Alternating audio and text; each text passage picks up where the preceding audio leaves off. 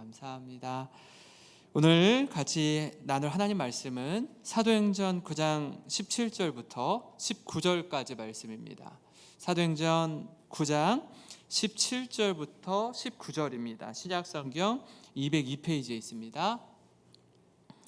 저와 여러분이 한 절씩 그리고 마지막 절은 같이 읽겠습니다. 아나니아가 떠나 그 집에 들어가서 그에게 안수하여 이르되 형제 사울아, 주 곧 내가 오는 길에서 나타나셨던 예수께서 나를 보내어 너로 다시 보게 하시고 성령으로 충만하게 하신다 하니 즉시 사울의 눈에서 비늘 같은 것이 벗어져 다시 보게 된지라. 일어나 세례를 받고 같이 읽겠습니다. 음식을 먹음에 강건하여 지니라. 사울이 다메섹에 있는 제자들과 함께 며칠 있을세. 아멘. 사람마다 우리는 가지고 있는 강점과 약점이 있습니다. 어느 누구도 예외가 없는데요. 여러분은 사람을 바라볼 때 그 사람의 강점을 주로 바라보십니까? 아니면 약점을 더 부각시켜서 바라보십니까? 어떤 분은요, 9가지 강점과 1가지 약점을 가지고 있는데 그 사람의 그 1가지 약점, 그걸 굉장히 크게 부각시켜서 바라보는 분이 있습니다. 그리고 그것 때문에 관계적으로 힘들어하기도 합니다. 그러나 또 한편으론 어떤 분은 여러 가지 부족한 점이 많이 있지만 그 사람의 강점을 부각시켜서 용납하고 사랑하고 함께 공동체를 세워가는 분이 있습니다. 저는 우리 교회가요, 앞으로 서로 사랑하며 섬길 때 하나님께서 우리에게 주시는 이 마음, 사랑과 용납의 마음을 가지고 한 영혼을 그리스도 안에서 세우는 교회로서 그 충만함을 누리는 우리 모든 성도 되시기를 주님의 이름으로 축원합니다.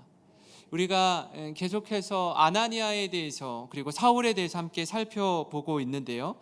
특별히 주님이 제자 아나니아에게 주시는 명령은 뭐냐면 형제 사울에게 찾아가서 그의 눈을 뜨게 하라는 것이었습니다. 아나니아가 사울이 어떤 사람인지 이미 익히 들어 알고 있는데요. 인간적인 마음으로는요, 도저히 예수님의 말씀에 순종할 수 없는 그런 명령입니다. 왜냐하면 원수를 사랑하라는 명령이기에 그렇습니다. 이게 말이 쉽지 사실 굉장히 어려운 일인데요. 그럼에도 불구하고 아나니아는 예수님의 말씀에 순종합니다. 사울이 그 전에 얼마나 그리스도인을 박해했는지, 얼마나 많은 사람들을 옥에 가두고, 지금 다메섹에 살고 있는 이 아나니아를 비롯한 그리스도인들마저도 옥에 가두기 위해서 대제사장에게 공문을 가지고 오는 발걸음 아닙니까? 그런데 그의 시력을 회복해 하라고요. 무슨 일을 저지를지 모르는 사람인데 그의 시력을 회복하게 하라는 건, 이게 입술로는 쉬운데 순종하는 건 결코 쉬운 일이 아니었습니다. 그러나 아나니아는 도저히 사랑할 수 없는 원수를 찾아가서 그 원수를 바라보는 겁니다. 그리고 그 원수를 향해 이렇게 부릅니다. 내 사랑하는 형제 사울아, 형제 사울아, 이렇게 부르는 거예요. 그리스도의 사랑으로 가족이 된 형제 사울아. 여러분, 원수를 이렇게 부르는 것 자체가 사실 있을 수 없는 일입니다. 그런데 그렇게 사울을 찾아가서 순종한 아나니아, 또 그 아나니아의 순종을 통해서 사울에게 어떤 변화가 일어나는지 우리가 볼 수 있는데요. 아나니아가 예수님의 부르심에 순종해서 사울을 찾아가 그의 눈을 뜨게 하고 성령으로 충만하게 하시는 일들을 선포합니다. 이 아나니아가 보여주는 이 순종을 통해 깨닫는 첫 번째는요, 순종이 기적을 만든다라는 겁니다. 순종이 기적을 만든다라는 거예요. 오늘 말씀 17절을 보시면 아나니아가 떠나 그 집에 들어가서 그에게 안수하여 이르되 형제 사울아 주 곧 네가 오는 길에서 나타나셨던 예수께서 나를 보내어 너로 다시 보게 하시고 성령으로 충만하게 하신다 하니. 이렇게 아나니아가 안수하고 선포하자 그 즉시 아나니아의 눈에서, 사울의 눈에서 비늘 같은 것이 벗겨지면서 다시 보게 되었습니다. 아나니아가 가서 선포한 그대로 팩트가 사실이 되는 겁니다. 얼마나 이 살기 등등했던, 아주 위풍당당했던 사울이 시력을 잃자 다른 사람의 도움 없이는 한 발자국도 떼지 못하는 초라한 인생이 된 거 아닙니까? 근데 그의 가장 연약한 부분을 회복시켜 준 겁니다. 닫힌 눈을 열어주었습니다. 그리고 말씀드린 것처럼 형제 사울이여, 형제라고 부르는 그 음성에도 적지 않은 위로를 받았을 겁니다. 우리는 이 사건, 특별히 사울이 시력을 잃고 다시 보게 되는 이 사건이 기적임을 생각할 필요가 있습니다. 왜냐하면 이건 아나니아 개인이 할 수 없는 일이기 때문입니다. 그가 가진 능력과 인간의 능력으로는 할 수 없는 일이 눈먼 사람의 눈을 안수를 통해 뜨게 한 겁니다. 그래서 그는 안수하면서 이렇게 말하는데요. 이 부분이 굉장히 중요합니다. 주 곧 내가 오는 길에서 나타나셨던 예수께서 나를 보내어 너로 다시 보게 하시고. 이건 내가 눈뜨게 하는 게 아니라 주님의 명령이고 나는 그저 순종할 따름이다 라고 이야기하는 겁니다. 그분의 말씀에 순종했더니 지금 이 일이 일어나고 있는 것이다 라고 말하고 있습니다. 성도 여러분, 우리는요 대부분 기적을 경험하고 싶어요. 하나님, 내 지금 이렇게 어려운데, 너무나 위기 가운데 있는데 건강의 연약함으로, 마음의 상함으로, 경제적인 어려움으로, 관계적인 어려움으로 절망의 늪에 빠져 있는데 하나님 저에게 기적을 좀 보여주십시오. 그러면 주님을 좀 제대로 믿겠습니다. 기적을 보여주시면 순종하겠습니다. 이렇게 기대한다는 말입니다. 다시 말해서 내가 신앙이 부족한 건 뭔가 특별하고 신비로운 체험이 부족해서라고 생각하는 거예요. 신비하고 놀라운 기적을 경험하면 주님께 전적으로 순종하는 사람이 될 겁니다 라고 말하는 거예요.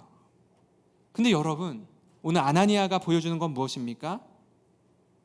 굉장히 중요한 이 말씀, 기적이 우리를 순종하는 사람으로 만드는 것이 아니라 순종이 주님의 기적을 만든다는 거예요. 다시요. 기적이 우리를 순종하는 사람으로 만드는 게 아니라 순종이 주님의 기적을 만든다는 겁니다. 성도 여러분, 눈먼 자의 눈이 떠지는 기적을 보기 원하십니까? 그렇다면 우리 어떻게 해야 될까요? 가장 먼저 눈먼 자를 찾아가야 합니다.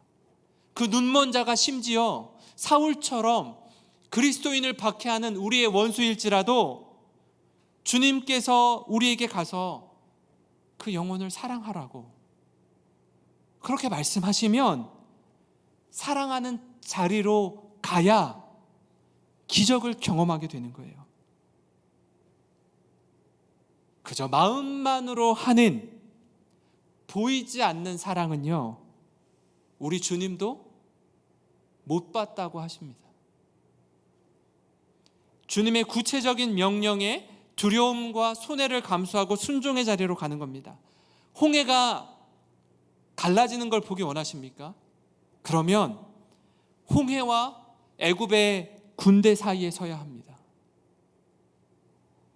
여리고성이 무너지는 걸 원하십니까?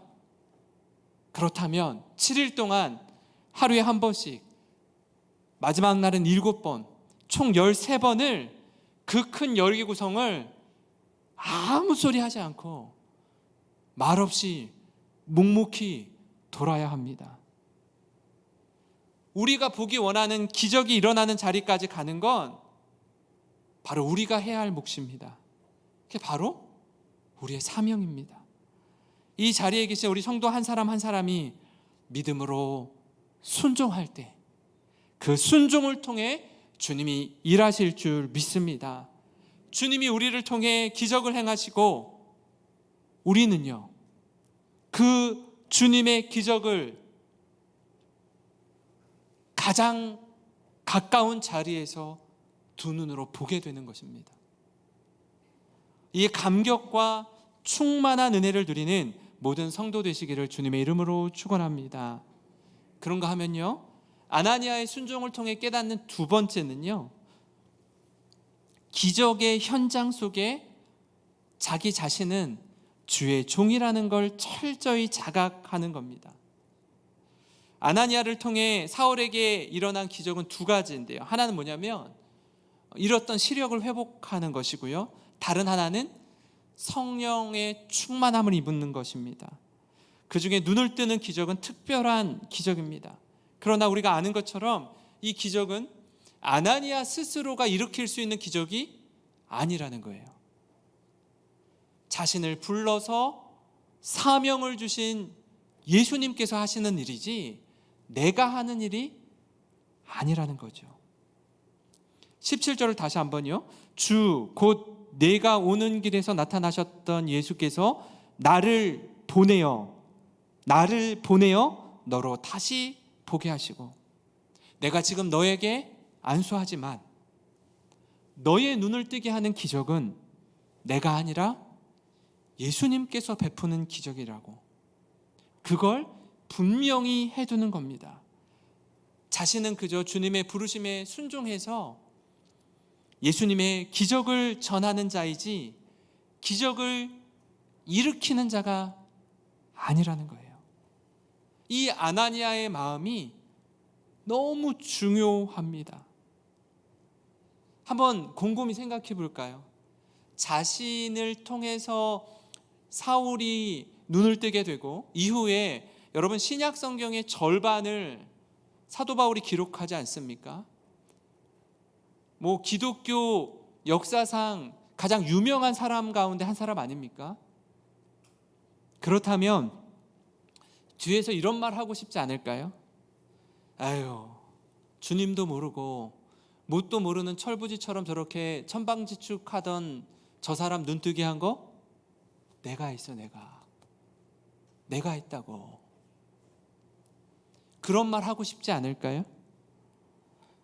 아마 우리 주변에 우리와 함께 했던 사람들 중에 누군가가 굉장히 유명세를 타고 잘 알려지거나 또 나를 통해서 누군가 아주 대단한 사람이 됐다면 아마 그런 말을 하고 싶은 마음이 마음에 올라올 거예요. 그리고 어떻게 해서든지 자랑하고 싶고 말하고 싶을 겁니다. 근데 아나니아는 달랐다라는 거예요. 아나니아는요, 사울이 자신을 주목하는 걸 원하지 않았습니다. 다시 말씀드리면 아나니아는 자기가 어디 있어야 하는지 분명하게 알고 정확하게 아는 사람이었습니다. 나는 그저 심부름꾼일 뿐이고 주님의 종일 뿐입니다. 이 마음이 아나니아의 마음 중심에 있었습니다. 그렇기에 이 기적의 출처를 밝히는 거예요. 나를 보내신 분, 나의 주인이신 예수님만 드러내는 겁니다. 성도 여러분, 이 겸손함, 이 진심을 우리가 본받길 원합니다. 이런 때에 우리가 놓이게 될 때요, 여기서 자꾸 방점을 엉뚱한 데 찍는 데 있습니다. 그게 뭐냐면 주님의 종이라고 하면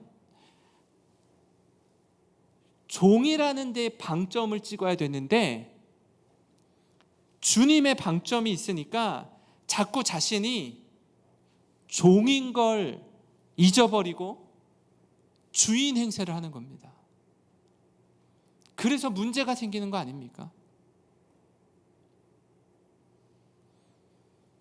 성도 여러분, 우리의 마음이 아나니아와 같이 주님의 부르심을 따라 그저 주님의 도구로 쓰임받는 것 하나만으로도 감사하면서 믿음으로 순종하는 자가 되기를 소망합니다. 그 어떤 것도 바라지 않고요, 그 어떤 주목도 받지 않고 그저 놀라운 기적의 현장에서 하나님, 저 같은 것 이렇게 마음껏 쓰임받을 수 있도록 주님의 도구로 사용해 주셔서 그저 감사합니다. 이 기적의 현장에서 주님의 기적을 가장 가까운 곳에서 보게 하셔서 그것만으로도 무한 감사합니다. 이렇게 주님께 영광 돌리는 우리 모든 성도 되시기를 주님의 이름으로 축원합니다. 마지막으로요, 아나니아의 순종을 통해서 깨닫는 세 번째는요, 순종은 더 큰 순종의 자리로 나아가게 한다라는 사실입니다.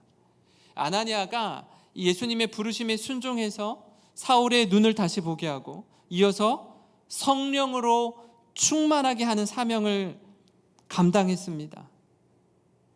사울의 시력을 회복하는 이 치유의 기적뿐 아니라 영혼의 변화까지 선포하는 겁니다. 그래서 그의 육체와 영혼이 모두 좀 새롭게 되기를 바란 겁니다. 사실 예수님께서 아나니아에게 말씀하신 명령, 미션은 뭐였냐면 네가 찾아가서 사울의 눈을 뜨게 해라라는 거였어요. 그러니까 성령의 충만함을 입어라, 이 메시지는 사실 없었습니다. 그런데 아나니아가 가는 여정 가운데 얼마나 많은 고민과 갈등이 있었겠습니까? 그죠? 가면서 이 사울이 정말 예수 그리스도의 영인 성령의 충만함을 입었으면 좋겠다라는 마음이 가득했던 거예요.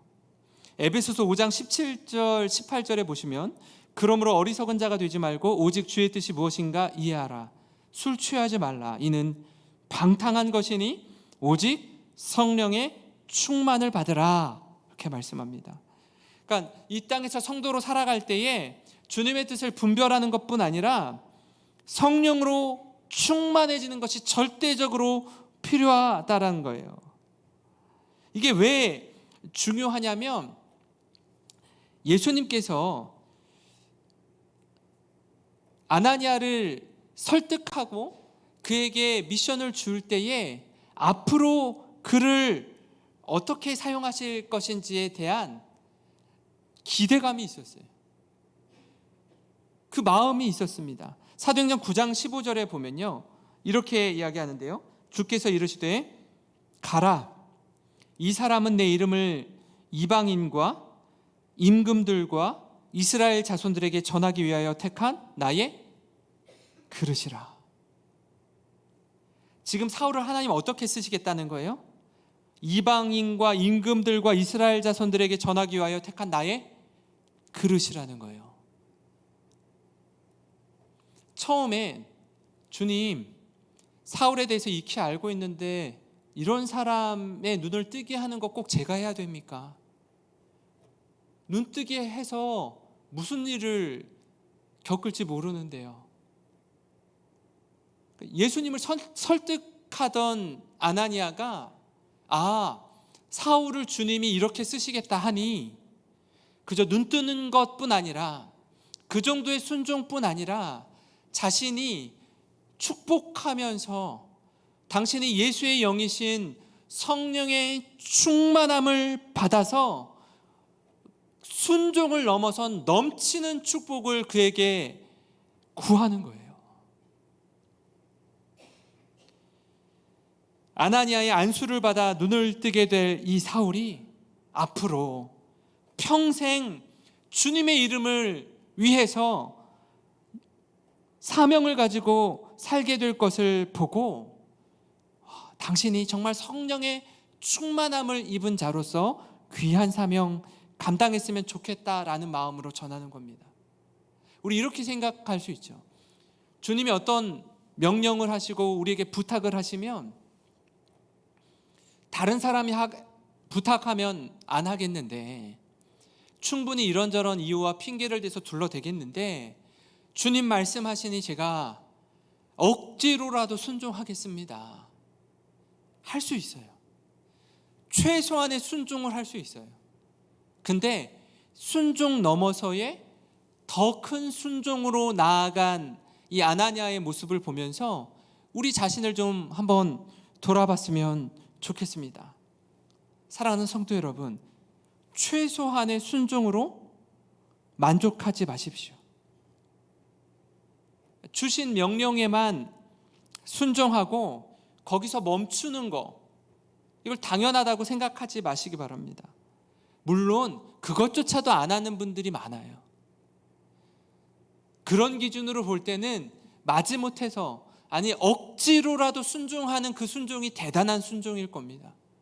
그런데 주님의 말씀에 순종하다 보니 그 순종의 기적을 낳고 그 은혜를 누리고 영혼에 대한 사랑의 마음까지 흐르고, 그래서 더 나아가 성령의 충만함을 입으라라고 말한 것처럼 순종은요, 자라가야 합니다. 처음엔 아주 작은 것 하나 순종하는 것조차도 굉장히 힘겹게 느껴집니다. 그러나 명령을 주시는 분이 우리 주님이심을 생각할 때에 그분을 깊이 사랑하고 주님의 마음을 공감하게 되면, 왜 내게 이런 일을 말씀하셨을까? 왜 이런 명령을 나에게 주셨을까? 깊이 되새기면 되새길수록 그 이유와 의미를 깨닫게 되는 겁니다. 바로 들었을 때는 그 깊은 의미를 잘 몰랐는데, 좀 더 구체적으로 말씀해 주시면 좋겠는데 잘 모르고 뒤돌아서서 갔다가 순종하면서 기도하면서 그 깊이와 넓이가 훨씬 더 깊어지고 넓어지는 겁니다. 우리의 순종이 그저 어린아이와 같은 신앙에 머물지 않고 계속해서 자라가기를 소망합니다. 여러분, 5년 전, 10년 전의 여러분의 믿음과 지금의 믿음, 얼마만큼 성장했습니까? 오히려 뒤로 물러나고 있지는 않습니까?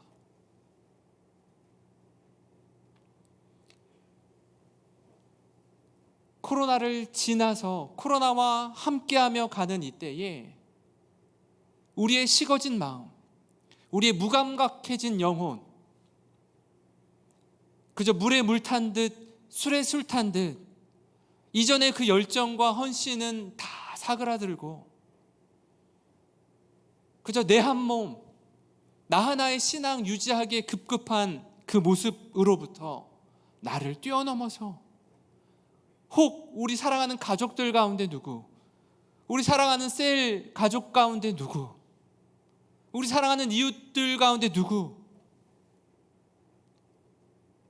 저들의 심령을 바라보면서 위하여 기도하며 이 아나니아와 같이 이 어렵고 힘든 때에 손 내밀어 잡아주고 용기를 북돋아주고 함께 더불어 성장의 기쁨을 누리는 우리 모두가 되기를 주님의 이름으로 축원합니다.